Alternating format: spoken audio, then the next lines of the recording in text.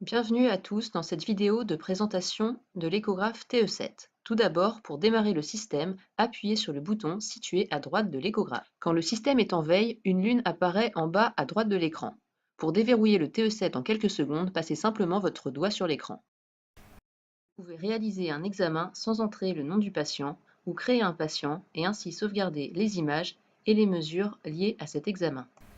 Pour cela, cliquez sur Patient sur la gauche de l'écran et entrez les informations du patient, puis appuyez sur Done.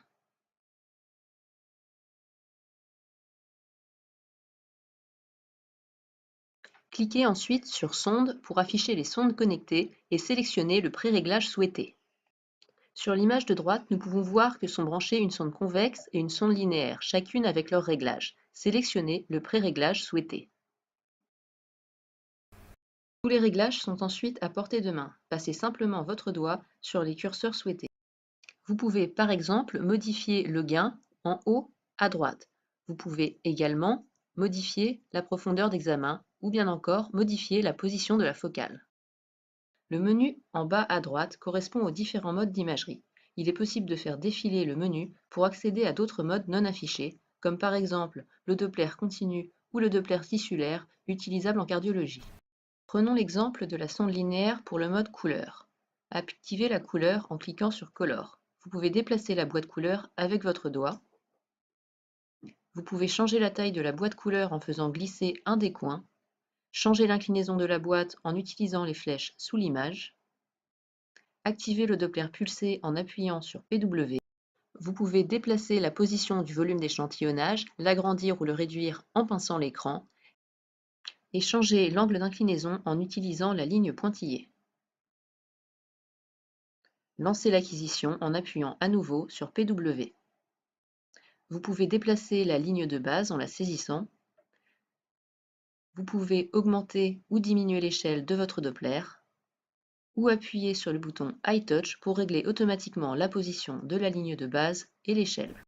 Pour réaliser des mesures, gelez l'image et cliquez sur Mesurer. Il existe plusieurs types de mesures. Des mesures de base, comme les distances, les volumes, les mesures avancées, des mesures qui seront intégrées dans le rapport et pourront donner lieu à des calculs. C'est par exemple le cas pour les mesures de cardiologie. Les menus sont rangés dans un menu déroulant. Cliquez sur la mesure à réaliser et placez votre doigt dans la zone indiquée. Il est possible d'affiner le placement du curseur en utilisant une des 4 flèches de la zone d'intérêt. Cliquez une fois pour valider la position du curseur et passez au curseur suivant. Le résultat et les éventuels calculs apparaîtront. Pour sauver une image, cliquez sur Save Image. Pour revoir les images de l'examen en cours, cliquez sur Revoir. Faire défiler les images pour toutes les voir et cliquez 2 fois sur une image ou une vidéo pour l'afficher en grand écran. Il est possible de passer d'une vidéo à une autre ou d'une image à une autre en utilisant les flèches situées de part et d'autre de l'image. Cliquez sur Rapport pour accéder au rapport. Vous pourrez retrouver toutes les mesures avancées réalisées durant l'examen. Pour terminer l'examen et passer au patient suivant, cliquez sur Fin et Confirmer. Pour accéder aux examens précédemment réalisés sur le système, cliquez sur eStation. Je vais maintenant vous indiquer quelques rappels pour le nettoyage du système. Tout d'abord, nettoyez les sondes en suivant les recommandations constructeurs. Démontez les différentes parties du TE7 pour la désinfection, comme les porte-sondes,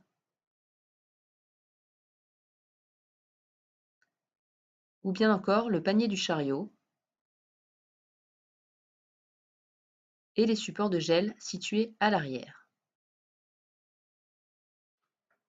Vous pouvez verrouiller l'écran pendant 10 secondes pour pouvoir le désinfecter. Pour cela, cliquez sur le menu déroulant en haut à droite et cliquez sur Screen Lock. Si vous avez la moindre question quant à l'utilisation du TE7, n'hésitez pas à nous contacter.